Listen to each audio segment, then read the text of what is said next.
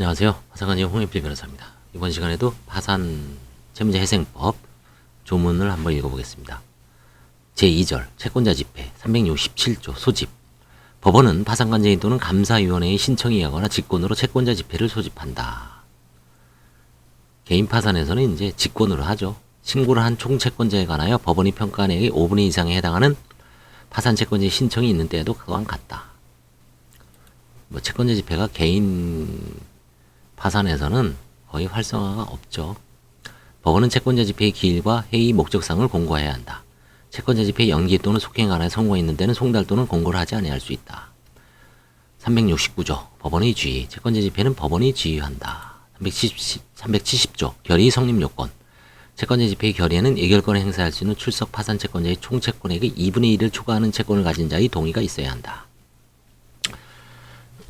채권자 집회의 결의에 관하여 특별한 이익을 가진 자는 의결권을 행사할 수 없다. 의결권이 불통일 행사. 파산 채권자는 의결권을 통일하지 아니하고 행사할 수 있다. 상법상의 주주에도 이런 비슷한 조문이 있죠. 제1항의 경우 파산 채권자는 채권자 집회 7일 전까지 그 법원에 취지를 서면으로 신고해야 한다. 의결권이 대리 행사. 파산 채권자는 대리인에 의하여 의결권을 행사할 수 있다. 이것도 개인 파산에서는 그렇게 중요한 조문이 아닙니다. 그래서 대충 넘어갔습니다. 감사위원도 마찬가지입니다. 감사위원도 실제 개인 파산에서는 유명무실하죠. 그래서 다 넘어가고요. 이제 중요한 건 이제 파산재단입니다. 제1절 파산재단의 구성 382조 아주 중요한 거죠. 우리가 파산재단 하는데 382조 1항 채무자가 파산 선고 당시에 가진 모든 재산은 파산재단에 속한다. 그죠? 조문에 있습니다.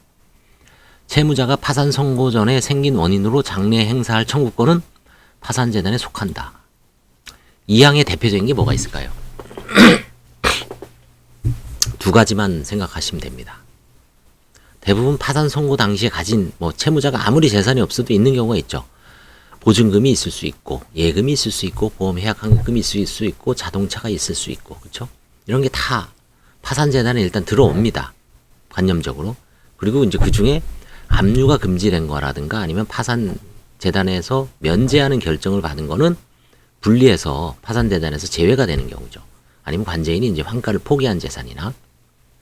근데 채무자가 파산 선고 전에 생긴 원인으로 장래에 행사할 청구권. 아직 파산재단에 들어오는 건 아니죠. 장래에 예상되는 거죠. 이게 뭐가 있을까요? 대표적인 게 퇴직금입니다. 퇴직금. 그 다음에 생각해 볼 수 있는 게 교통사고가 났어요. 파산 선고 전에. 교통사고가 났는데 이제 중환자든 경환자든 손해배상을 받잖아요. 손해배상에는 여가지 세 가지가 있죠. 손해삼분설에 의해서 치료비, 그 다음에 일실소득, 자기가 일을 못해서 얻은 소득, 그 다음에 위자료가 있습니다. 정신적 고통에 대한. 이 세 가지가 어느 정도 치료를 받고 보험회사하고 협의를 하든 소송을 하든 이 청구권은 나중에 행사할 수 있는 거죠. 그러니까 그 일종의 이제 교통사고나 손해배상 청구권. 그걸 생각해 보면 됩니다. 그런 경우에도 과연 파산재단에 일부는 속하죠. 일부는 속하고 속해야 되는 거고. 그래서 그 환가할 수 있을 것인가가 많이 문제가 됩니다. 교통사고, 손해배상. 퇴직금이 이제 2분의 1이죠. 그렇죠? 그래서 그런 경우에 파산재단에 이제 속하게 됩니다. 파산재단에 속하지 아니한 재산. 압류할 수 없는 재산은 파산재단에 속하지 아니한다. 그렇죠? 민사집행법상 압류할 수 없는 재산, 압류할 수 없는 동산, 물건이 있고요. 압류할 수 없는 채권이 있죠. 법원은 개인인 채무자의 신청에 의하여 다음 각호의 어느 하나에 해당하는 재산을 파산재단에서 면제할 수 있다. 이게 면제의 결정이라 그러죠. 1호 채무자 또는 그 피부양자의 주거용으로 사용되고 있는 건물에 관한 임차보증금 반환 청구권으로서 주택임대차법 8조 이 규정에 의해 우선 변제받을 수 있는 금액의 범위 안에서 대통령령이 정하는 금액을 초과하지 아니하는 부분. 2호 채무자인 그 피부양자의 생활에 필요한 6개월간의 생계비에 사용할 특정 재산으로서 대통령이 정하는 금액을 초과하지 아니한 부분. 이건 지금 현재 1110만 원입니다. 3항 제2항의 규정에 의한 신청은 파산 신청일 이후 파산 선고 후 14일 이내에 면제재산 목록 및 소명에 필요한 자료를 서면으로 첨부해야 됩니다. 법원은 파산 선고 전에 제2항의 신청이 있는 경우에는 파산 선고와 동시에, 파산 선고 후에 제2항의 신청이 있는 경우에는 신청일로부터 14일 이내 면제 여부 및 그 범위를 결정하여야 한다. 제4항의 규정에 의한 결정이 있는 때는 법원은 채무자 및 알고 있는 채권자에게 그 결정서를 송달하여야 한다. 제4항의 규정에 의한 결정에 대한 즉시 항고를 할 수 있다. 제6항의 규정에 의한 즉시 항고는 집행정지 효력이 없다. 법원은 파산 선고 전에 면제재산 신청이 있는 경우에 채무자의 신청 또는 직권으로 파산 선고가 있을 때까지 제2항의 면제재산에 대하여 파산 채권에 의한 강제집행, 가압류 또는 가처분의 중지 또는 금지를 명할 수 있다.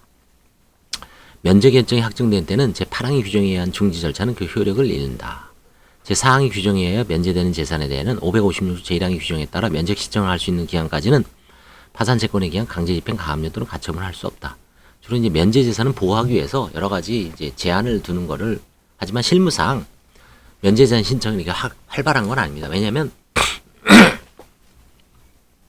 이 보증금에 대해서는 이미 민사집행법상 압류가 금지되어 있기 때문에 굳이 면제재산 면제재산 신청을 안 하더라도 관제인이 환가를 하지 않습니다. 그 금액이 보호범위 서울 5천, 그 다음에 과밀 억제권역 플러스 세종, 용인, 김포, 화성은 4,300. 그 다음에 일타 광역시는 2,300. 그 다음에 나머지 시군구 지역은 2,000. 그래서 4단계로 나뉘어 있죠. 그 정도 범위 내에서 물론 그 주택이 일정 범위죠. 서울에서는 1억 5천 이하여야 됩니다. 보증금이. 근데 뭐 그 외의 경우에는 면제재산 신청을 해야지 보호를 해준다는 그런 설이 있는데 실제 그 신청을 안 하더라도 만약에 이제 보증금이 3억이에요. 환가를 해야 돼요. 그럼 5천만 원은 그냥 빼줍니다. 관행적으로. 빼줄 수 없다라는 설도 있는 것 같아요.